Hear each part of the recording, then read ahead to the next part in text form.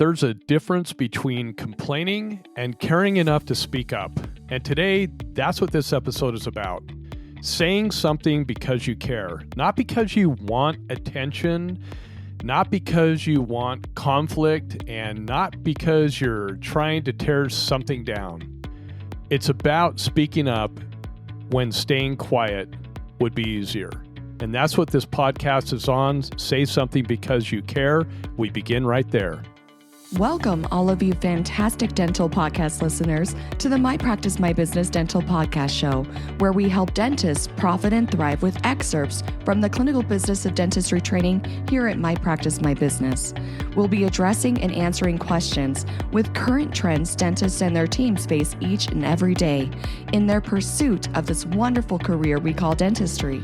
And now, the host of our show, the clinical director and president at My Practice, My Business, Dr. Rob Thorup. In dentistry, we're trained to diagnose problems early. We don't ignore decay and hope it resolves on its own, and we don't wait until a small issue becomes an abscess before we intervene. We understand that early action protects the patient, but somewhere along the way, institutionally, we're taught something different. And I'm joined today with my sweetheart, Tracy. Glad to have you here, hon. Happy to be here. Yeah, I love it when you're here. We were taught that staying quiet is professional and that pushing back is risky and that questioning leadership could be disloyal. And that mindset has consequences. And this episode is not anti-association, not anti-leadership, and it certainly is not anti-dentistry. But this episode is pro-accountability and pro-representation and pro-care. Because the truth is this: silence is not neutral, and silence is not loyalty. So I was thinking about this podcast earlier, and I was thinking about a story that I was told that symbolizes saying something because you care. And I'm going to just kind of give a synopsis. Most of us have heard this story, and I hope I won't butcher it too much. But ultimately, there was a law student that was preparing to take the bar exam, the biggest test of his life. And the night before the exam, he was invited by a bunch of other law students to go out for some drinks. And he was excited because he had the potential of belonging with these group of people. But obviously, it's the night before the bar exam. So 3 of his friends knew about this. The first friend said, "I'm not going to drink with you, but I'm going to take you there safely. I'm going to pick you up when you're done, and that way I know that you're going to be safe." The second friend went out with him and partied with him, drank with him, and they partied all night. The third friend was different. He said, "Listen, you've got the bar exam tomorrow. This is not smart. I don't think you should be doing this. I care about you, and this could end badly."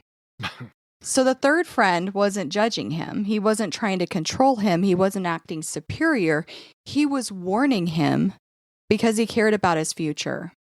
And really, that's the difference. The friend who spoke up was the one who truly cared. So in dentistry, and especially within our professional organization, I feel that we've confused loyalty with silence. We've confused unity with compliance. But loyalty without honesty isn't loyalty, it's just neglect. So if you see something going in the wrong direction and you say nothing, that isn't being neutral. You mean it's not being like, "Oh, I don't want to rock the boat," right?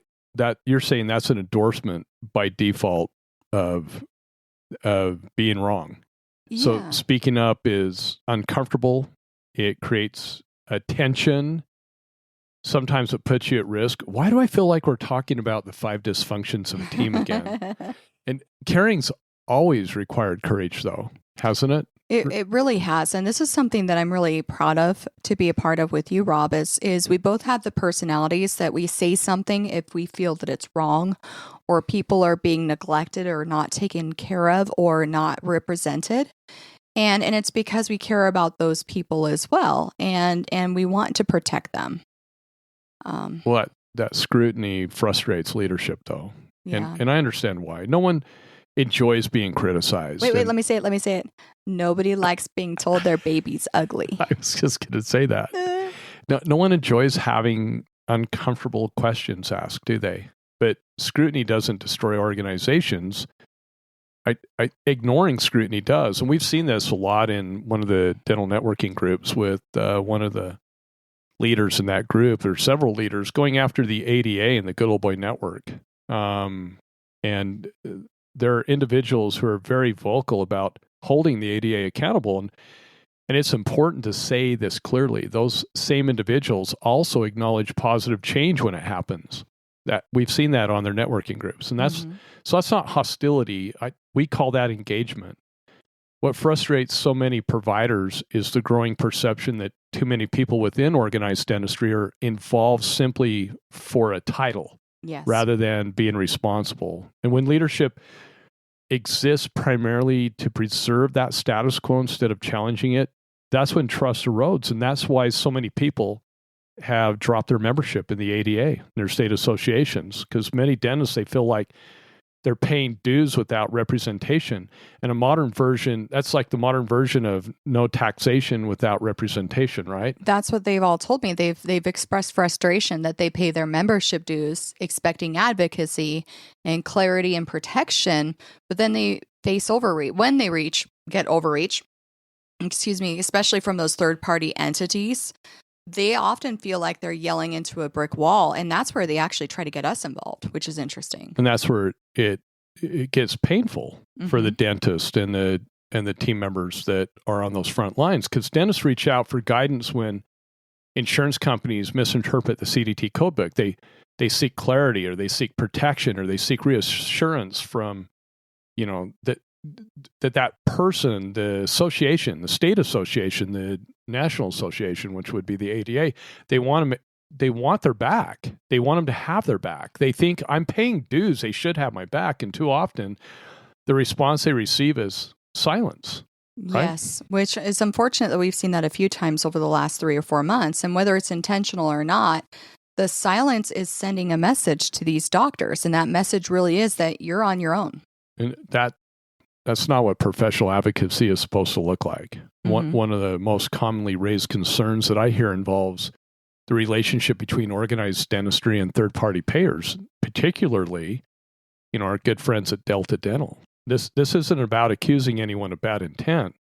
It's about perception or governance and trust. And when a third-party payer has any influence, like on the CDT codebook, which we've talked about, and the process behind it, that can raise and should raise legitimate concerns for providers, especially when those same providers are experiencing, aggressive interpretations of those codes by insurers. And when dentists are frustrated by how the codes are applied, and they reach out to their association and they receive no meaningful guidance or defense, that creates a vacuum. And the vacuums, they don't stay empty. They get filled with fear. They get filled with misinformation. Oh, yeah. They get filled with distrust. And then dentists begin to ask themselves a dangerous question: who is actually representing me? And that's the problem. When trust erodes at that level, then we see that membership declines. And it's not because they don't care about the association. They feel that the association doesn't care about them, and they feel unheard. So now we need to talk about social media, because pretending it doesn't exist doesn't always make it go away. And what we're noticing and I believe you're seeing this too, Rob, is dentists or office managers or billing teams are using social platforms to ask questions. They're sharing their experiences and seeking advice. So instead of going to the American Dental Association directly for coding questions, they're going to this group. And the amount of misinformation that is being shared, especially around billing, is really concerning right now. It's getting worse and worse by the day. Well, we constantly see questions being asked and answers being given that don't even follow non-covered service laws. No, not at all. And so the reality of what we're seeing is these front office team members are desperate for answers. When they can't get the answers from the ADA, they turn to whoever sounds confident. And so that could include a consultant who speaks with authority but doesn't always provide accurate or legally sound guidance. There's somebody out of Texas doing that right now. It's killing me. Silence from the ADA does not stop the misinformation. When that misinformation is shared on social media and nobody representing the ADA comes in to change it or to say, no, that's not correct, now suddenly it fuels the misinformation. And if the ADA wants to remain relevant, in my opinion, it needs to be visible. It needs to be responsive and willing to engage in these conversations in real time. And the ADA will come out and say, well, look what we have right now. We actually have ask your questions to our panel of insurance experts. And oh my gosh, talk about softball questions that are being thrown that you and I are reading in the ADA news. Those questions are not what's relevant. Really being asked right now. Office managers and billing teams that are on the front lines of compliance, they're excluding them from advocacy and education. And it's not just short-sighted, it's actually dangerous, which actually brought up something that I thought about. And it's something that we've talked about with our UDA leadership. And that is, when are it's the Utah Dental Association or it's the American Dental Association. And we do have representatives in there for the dental hygienists. We have the dentists, obviously. Where's the office managers and dental assistants? That is what kills me. You're right. It's not you have the ADHA, right, for hygienists. Yeah. We've got the American Dental Association, but it seems like, and what they are doing with representation is really geared towards the dentists and not getting input from these front office team members. And those office managers and billing teams that are on the front lines of compliance are excluding them from advocacy and from education. And it's not just short-sighted. In my opinion, it's kind of dangerous. Well, we've talked about fear. That's one of the damaging aspects of our current system. Dentists don't stay quiet because they don't care. They stay quiet because they're afraid. They're afraid of the audits. They're afraid of targeting by third-party payers or other people or other entities. They're afraid of retaliation from those third-party payers. And when they feel unprotected, they won't take a stand. This is where leadership needs to step in, right? Because if people are afraid to speak, the solution is not to ask them to be braver. The solution is just simple: protect them. Leadership exists to absorb that risk, not push it back onto the people they represent. That is in my mind, that is one of the most powerful statements that I've seen in a long time. Well, and going back, I really, the risk thing, I think about what we do, you and I, Rob, with going to other states to help out associations, to help out clients and non-clients. And every time we go out there, there's an amount of risk that we have. We are very confident with what we teach, right? We know about the laws and contracts. But at the same time, what does the ADA have to risk by protecting these providers? And it feels like they are not saying anything because they fear the risk. And instead of accepting the risk and becoming that entity that represents these providers and taking on the risk, they force that risk onto the provider. And when you do that, the absorption of the risk, it's so much heavier on a single provider to take on versus a big entity like the ADA. And we're paying dues. And you would think that, well, by paying dues, we would be represented. We would be represented a lot more readily. And just like I mentioned earlier, when associations are silent, when leadership is silent, it creates a vacuum. And that vacuum just gets sucked dry. Everything gets sucked out. There's no effective leaders inside that vacuum. Well, and how many lawyers does the ADA have versus the average dentist? Exactly. It's just, that again, the risk needs to be more towards the ADA if they're going to really do what they're supposed to do. Well, it's just like the issue down in Arizona, Mm-hmm. honestly. When good people stay silent, bad systems thrive.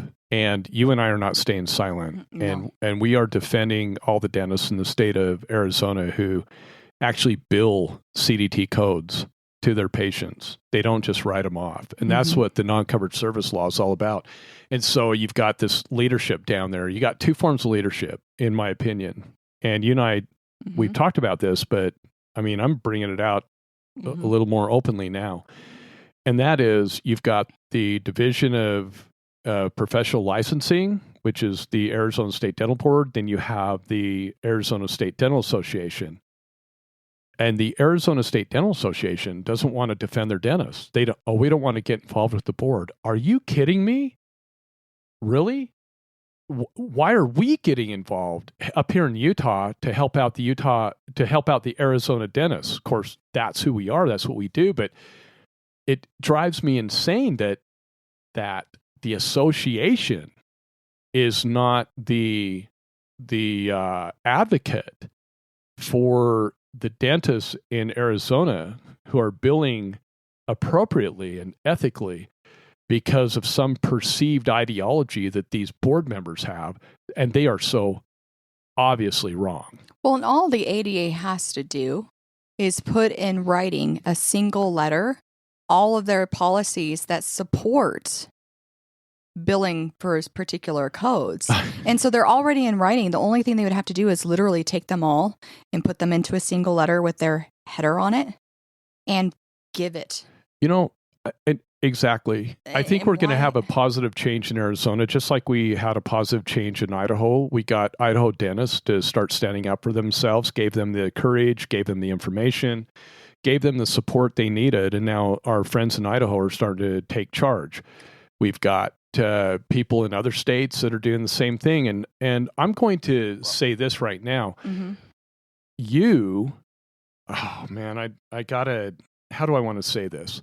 There's a large insurance company that wants to benefit the dentists that offer choice to their patients because the insurance company knows that their replacement frequencies go down when better products are used, and they understand those better products and materials and medications cost the dentist more. They actually have a protocol in place that we teach and train on to bill the patient directly for those better products and services. And that insurance company is trying to figure out a way, working with my sweetheart, who's sitting on my right-hand side right now.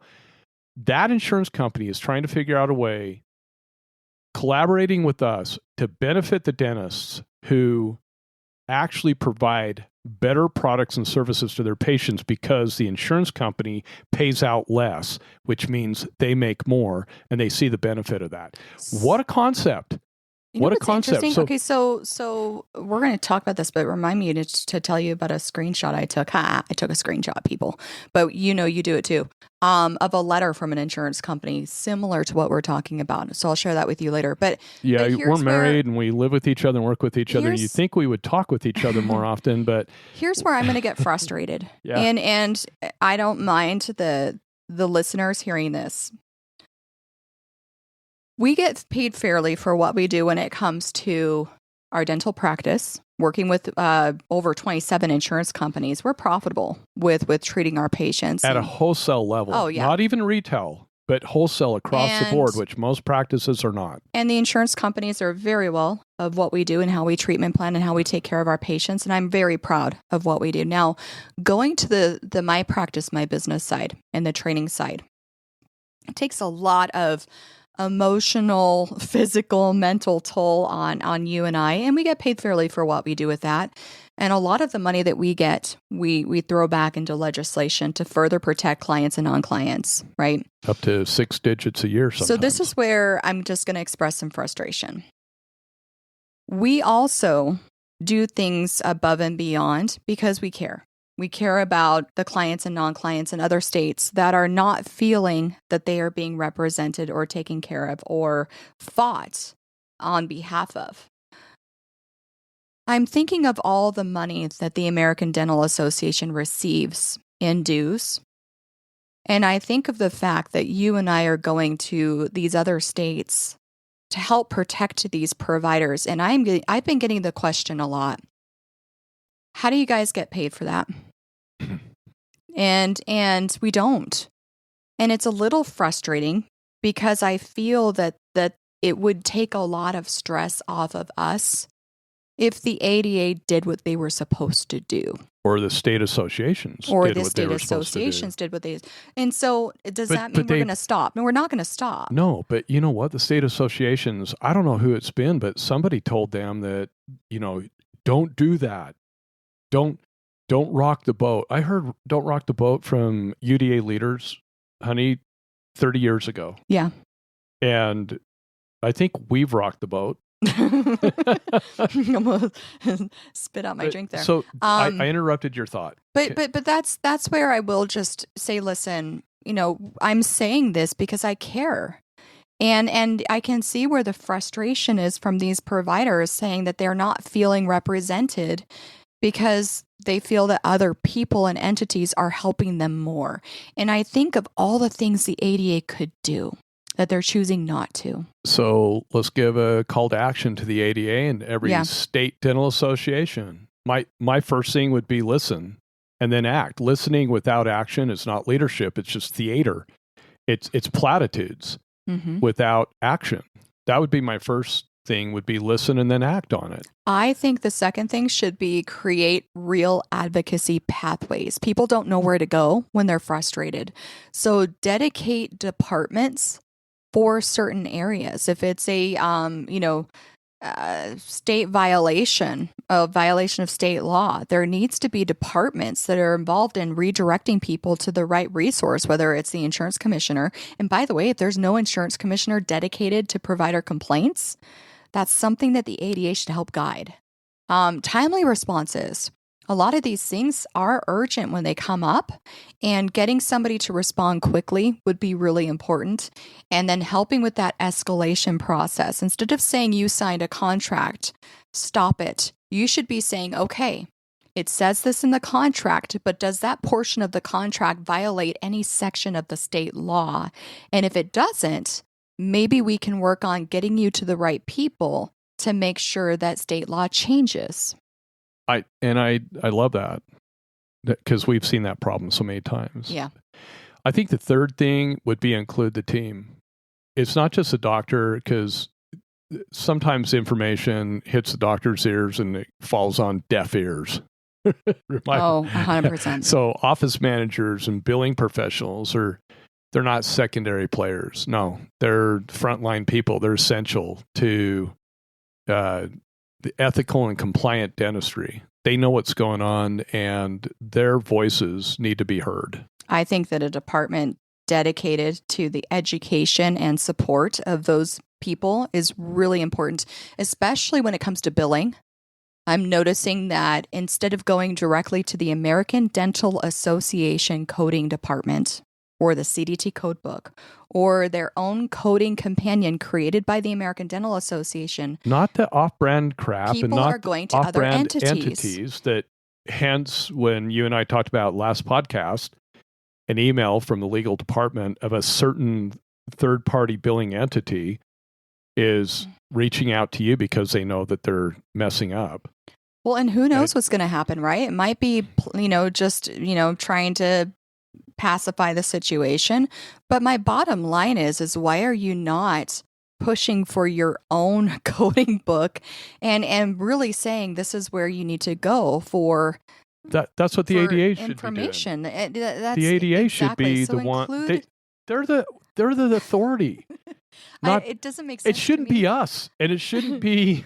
It can be a collaboration. Company. It can absolutely be an advocacy of think tank people who actually pass laws and know what they're talking about. But ADA, if you're listening to this directly, there should never be a situation where I reach out to a billing professional and I quote ADA policy on billing appropriately for a certain code, and they turn around and say, we don't listen to that guideline. We listen to another third-party billing guideline. Oh my God. That makes no sense to me. And so this is where I hope everybody listening just heard. But then everybody listening is going to say, and that's why I'm not a member of the ADA. Right. I mean, honestly, that's. there's news there. It's seriously, and I'm saying something because I care. There's restructuring that needs to happen in the ADA. So include the team. Well, let me point out a fourth one. Evaluate leadership honestly. Every organization needs to be willing to ask who's effective or who's just simply present. In other words, who are the effective leaders and who are the ineffective leaders? I think it'd be really fun to do almost like a presidential debate where leadership has to stand up there and talk about their accomplishments and how they've made positive change in order to support their next year. Well, I think it'd be fun. I took and placed 47 amalgams because I believe amalgam is still effective. And you can do amalgam underwater. Did you know that? Yeah. God, don't even. Okay. And the last one, the fifth one, is protect your people. Associations. If you want members to speak up, they need to know someone has their back. And that's where here in the free state of Utah, Tracy and I have spoken up, and our UDA, Utah Dental Association executive director, has had our back predominantly, not always, but now he does. And that's an effective leader. And, his name I shall not mention, but we love Val Radmal. He's been great. It's been great to work with. We've had association leaders who have been, some have been stellar, some have not been. Some are doing their best, but they don't know what they're doing because they don't know what they're doing. And they choose not to learn. They choose, instead of coming and talking with us, they choose to be ignorant. So speaking up doesn't mean you hate something. Often it means you love it enough to want to do better, to want the associations to do better. And the American Dental Association still has an opportunity to redefine itself, and not as an untouchable institution, but as a living, responsive advocate to the dentists that they're supposed to be serving. So I think that you need to say something because you care. You need to say something because silence has not worked. And you need to say something because the future of dentistry really depends on it. Because the organizations that survive are not the ones that silence criticism. They're the ones that are brave enough to hear it. They're the ones that drop their egos and listen and follow Covey. Mm-hmm. Seek to understand. Seek to understand what's going on, and then to be understood. I love it, hon. That's I love that the title of this. Say something because you care. Mm-hmm. Speak up to the things you know to be true. We hope this podcast has been helpful. Thanks so much for being here, sweetheart. And thanks to all of you who listen. We hope you have a wonderful day. Thank you for being with us today. Since 2006, My Practice, My Business has been teaching dentists and their teams business skills, dental insurance contractual protocols, and state laws governing how to profitably bill patients fairly for the need-based services they provide. What's more, we guarantee our training, unlike other dental consulting companies in the industry. Simply stated, if you don't increase your net revenue, we don't get paid. We call it dental consulting the way it should be. We believe there has never been a more important time than now for dentists to experience and implement our key methods, knowledge, and business training within their dental practices. To learn more about our guaranteed, no-risk clinical business of dentistry training that is changing dental practices for the better, just go to our website, mypracticemybusiness.com, and surf our pages for additional information about our company and the services we provide. When you're ready, give us a call and get scheduled for the most profitable dental business training that you will ever experience. If you enjoyed our podcast, please leave us a 5-star review. If you have any questions, please don't hesitate to call us. Thank you again and have a fantastic day.